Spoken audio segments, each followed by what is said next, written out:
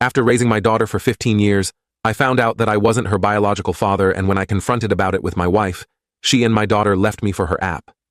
But it did them no good. I, 42M, never thought I'd be sharing a story like this, but here I am. My entire world has been turned upside down, and I'm struggling to make sense of it all. I've been married to my wife Paige, 40F, for 17 years, and we have a daughter, Emily, 15F, who I've raised since birth. At least, that's what I thought. Paige and I met during our sophomore year of college. We were both studying business at State University, and we first crossed paths in an economics lecture. I remember being struck by her confident demeanor and quick wit. She had this way of challenging the professor's points that was both impressive and a little intimidating. After class, I mustered up the courage to introduce myself, and we ended up grabbing coffee. That coffee date turned into study sessions, which turned into real dates. We bonded over our shared ambition and drive. Both of us came from working-class backgrounds and were determined to make something of ourselves. Paige's parents owned a small diner in her hometown, and she'd grown up watching them work long hours to make ends meet. My dad was a factory worker, and my mom was a nurse. We both knew the value of hard work and were committed to building a better life. As we dated through college, our relationship deepened. We pushed each other academically and dreamed about our future together. After graduation, we both landed entry-level positions at competing firms in the city. It was a challenging time, balancing our new careers with our relationship, but we made it work. We'd meet for quick lunches during the week and spend weekends exploring the city or binge-watching TV shows in my tiny studio apartment. 2 years after graduation, I proposed. I'd been saving up for months to buy the ring, skipping nights out with coworkers and brown-bagging my lunch. The proposal wasn't anything flashy. I took her to the park where we had our first real date and got down on one knee by the pond. Paige cried happy tears and said yes immediately. We got married a year later in a small ceremony with close family and friends. It wasn't the big wedding Paige had initially wanted, but we'd decided to prioritize saving for a house instead. The first few years of marriage were good. We both continued to advance in our careers, eventually moving into management positions. We bought our first home, a fixer-upper that we spent weekends renovating together. When Emily was born, it was the happiest day of my life. I remember holding her for the first time, feeling this overwhelming sense of love and protection. I promised myself I'd be the best father I could be. I took 2 weeks off work to help Paige adjust to motherhood, and those early days were a blur of diaper changes, midnight feedings, and pure joy. As Emily grew, I threw myself into fatherhood. I was there for her first steps, her first words, her first day of school. I coached her soccer team when she was 7, even though I knew next to nothing about soccer. I spent hours watching YouTube videos to learn the basics. When she developed an interest in art, I signed us up for a parent-child painting class at the community center. Our family life wasn't perfect, but I thought we were happy. Paige and I both worked hard, but we always made time for family dinners and weekend activities.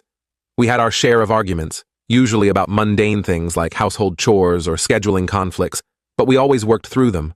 Or so I thought. Emily was doing well in school, had a good group of friends, and seemed content. She was going through typical teenage stuff, mood swings, pushing boundaries, spending more time on her phone than with us, but nothing out of the ordinary. I never suspected anything was amiss in our family dynamic. Last week, everything changed. I was cleaning out our home office, a task I'd been putting off for months. Paige had been bugging me to organize the space so we could set up a proper workstation for Emily's virtual classes. As I was sorting through old files and paperwork, I came across an old shoebox hidden in the back of a drawer. The box looked vaguely familiar, and I assumed it contained old receipts, or maybe some of Paige's college mementos. But when I opened it, I found a stack of letters and photos that made my blood run cold. They were from a man named Mark, and the contents made it clear that he and Paige had been having an affair for years. I felt like I couldn't breathe. My hands shook as I read through the letters, each one feeling like a punch to the gut. Mark wrote about their secret meetings, their plans for the future, and how much he loved Paige. There were photos of them together, looking happy and in love. But what hit me hardest was a letter where he mentioned a paternity test. He wrote about how relieved he was that Emily wasn't his, as it would have complicated things with his wife. The earliest letter was dated just before Emily was born, which meant this affair had been going on for at least 15 years, possibly longer. I sat there for hours, trying to process what I'd discovered. My mind was racing with questions and doubts. Had our entire marriage been a lie? Was Emily really my daughter? How could Paige have done this to us? I thought back to all the times Paige had to work late or went on girls' trips. There were weekends when she'd go to professional development seminars out of town. Had those all been lies? How many of our memories were tainted by this deception? When Paige got home that evening, I confronted her with the letters. At first, she tried to deny it, claiming they were old letters from an ex-boyfriend. But when she realized I'd seen everything, including recent dates and the mention of Emily, her demeanor changed completely. She became defensive and angry, lashing out at me. Paige shouted, "Fine! You want the truth? I never loved you. I've been in love with Mark for years. He's successful, charming, and everything you're not. I only stayed with you because he's married and couldn't leave his wife." I was stunned. This wasn't the woman I thought I'd married. The Paige I knew was kind and compassionate, not this cruel, angry person standing in front of me. "What about Emily?" I asked, my voice barely above a whisper. Paige's face hardened. "She's not yours.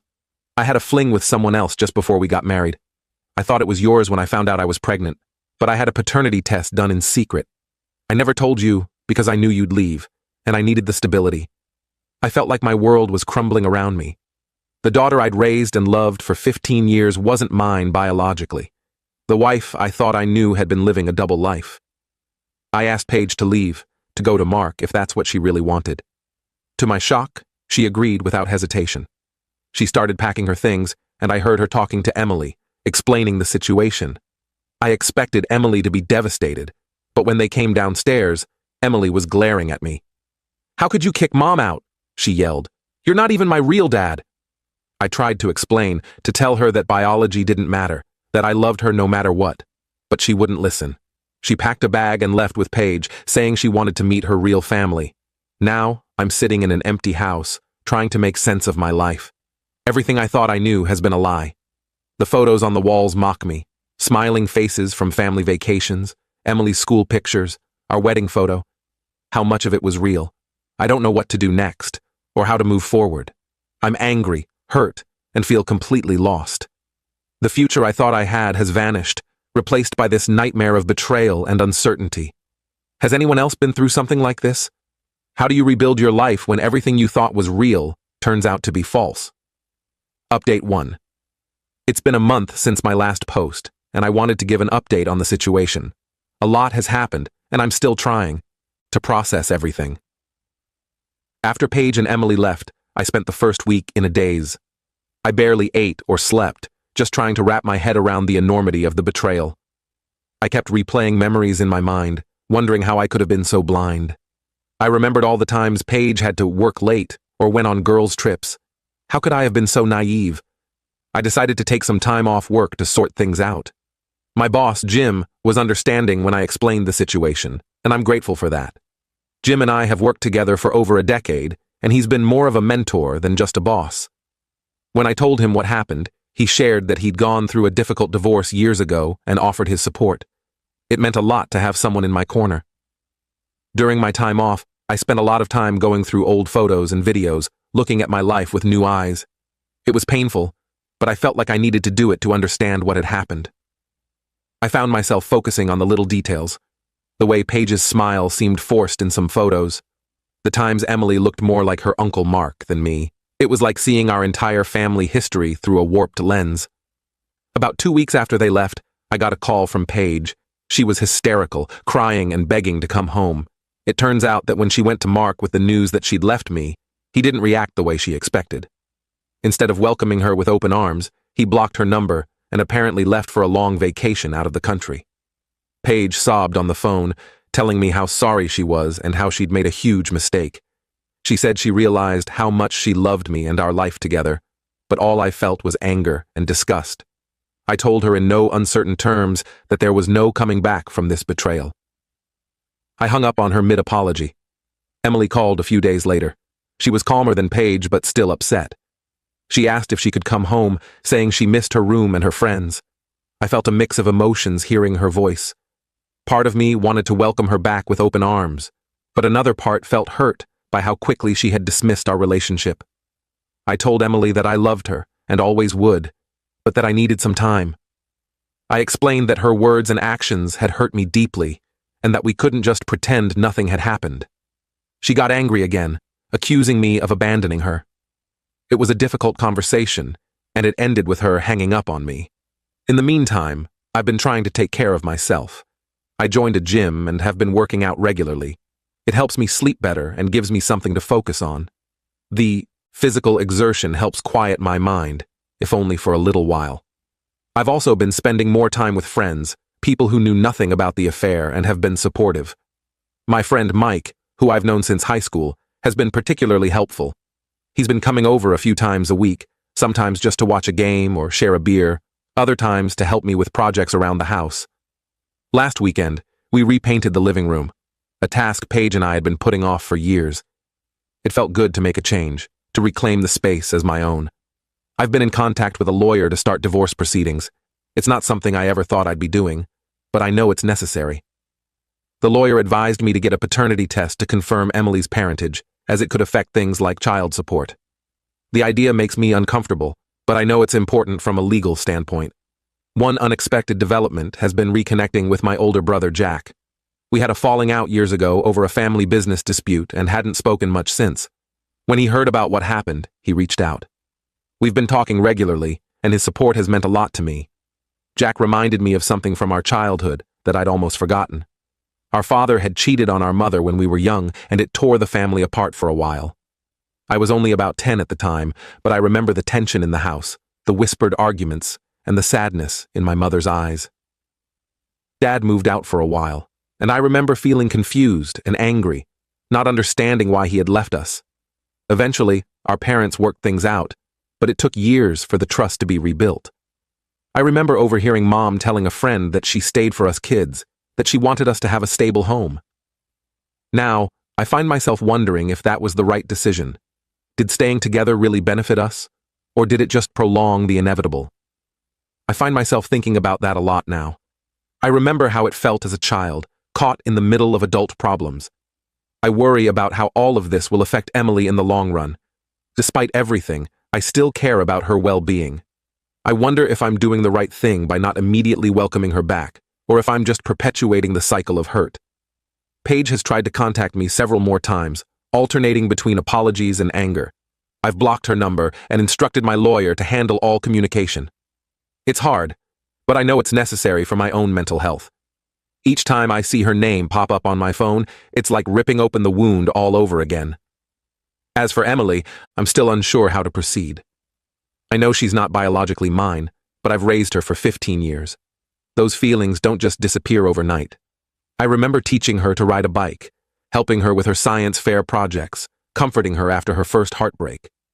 How do I reconcile those memories with the knowledge that she's not my biological child? At the same time, I'm hurt by how quickly she seemed to discard our relationship. I understand that she's a teenager and that this situation is confusing and painful for her too, but her words cut deep. I'm considering reaching out to a family therapist for advice on how to handle this situation. For now, I'm taking things one day at a time. Some days are better than others. I'm trying to focus on the future, on rebuilding my life, but it's hard not to dwell on the past, on all the years I was living a lie. If anyone has been through something similar, I'd appreciate any advice on how to move forward. Update 2. It's been another month, and I wanted to provide one more update on my situation. Things have continued to evolve, and while I can't say everything is better, I at least feel like I'm on a path forward. The divorce proceedings are underway. It's been a messy process, with Paige fighting me every step of the way. She's trying to claim that she's entitled to half of everything, despite her infidelity. My lawyer assures me that we have a strong case, especially given the evidence of her long-term affair. Still, it's been emotionally draining to hash out the details of our life together in such a clinical, adversarial way. The paternity test results came back, confirming what Paige had told me. I'm not Emily's biological father. It was a hard pill to swallow, even though I'd known it was likely true. Seeing it in black and white made it feel final in a way it hadn't before. I spent a whole day just staring at that piece of paper, trying to reconcile it with the 15 years of memories I have of raising Emily. Emily has been staying with Paige at her parents' house. She's called a few times, and our conversations have been tense, She's angry that I'm going through with the divorce and blames me for breaking up the family. I've tried to explain that it was Paige's actions that led to this, but she doesn't want to hear it. It's painful to hear the resentment in her voice, to feel the distance growing between us. Last week, Emily had a dance recital. It was an event we'd been planning for months before everything fell apart. I'd always attended her performances, usually sitting in the front row with a bouquet of flowers and my camera ready. This time, I watched from the back of the auditorium, slipping out before the end to avoid a confrontation with Paige. Seeing Emily on stage, graceful and confident, made my heart ache. I'm proud of her, but I don't know how to express that in our current situation. I've started seeing a therapist to help me work through my feelings. It's been helpful to have someone to talk to who can offer an outside perspective. We've been working on strategies for dealing with my anger and hurt, and on setting boundaries with Paige and Emily. It's a slow process, but I think it's necessary for my mental health. One positive development has been my relationship with my brother Jack. We've been spending a lot of time together, and it's been great to have his support. He's even offered to let me stay with him for a while if I need a change of scenery. Last weekend, we went fishing at the lake, where our dad used to take us as kids. It was nice to reconnect with those happier childhood memories and to feel like I still have family I can count on. I've also thrown myself into work and my hobbies. I've taken up photography again, something I used to love but had let fall by the wayside over the years. It's been therapeutic to get out in nature and focus on capturing beautiful images. I'm even considering entering some of my photos in a local art show. It feels good to have a creative outlet, something that's just for me. Paige continues to alternate between trying to reconcile and lashing out at me. Last week she showed up at my workplace, causing a scene. I had to have security escort her out. It was embarrassing and stressful, but my co-workers have been understanding. Jim, my boss, even offered to let me work from home for a while if I needed to. I appreciated the offer, but I think the routine of going to the office has been helping me maintain some sense of normalcy. As for the future, I'm still taking it one day at a time. I know I have a long road ahead of me, but I'm committed to moving forward. I'm not sure what my relationship with Emily will look like going forward, but I hope that with time, we can find a way to connect again. I've been thinking about writing her a letter, explaining my feelings and my perspective on everything that's happened. I'm not sure if I'll send it, but just getting my thoughts down on paper might be helpful. The house feels empty without Paige and Emily, but I'm slowly adjusting to living alone. I've been redecorating a bit, trying to make the space feel more like my own. I took down most of the family photos, storing them in boxes in the attic. I'm not ready to get rid of them completely, but seeing them every day was too painful. Instead, I've hung some of my own photography and a few abstract prints I found at a local art fair. I've also been reconnecting with old friends and trying to expand my social circle. I joined a local hiking group and have been going on weekend treks. It's been good to meet new people who don't know about my situation, to have conversations that don't revolve around the divorce or Emily. Last week, I even went on a casual dinner date with a woman I met through the hiking group. It wasn't anything serious, but it was nice to feel like I could potentially move on someday. Work has been a welcome distraction. I've taken on a new project that's challenging but exciting.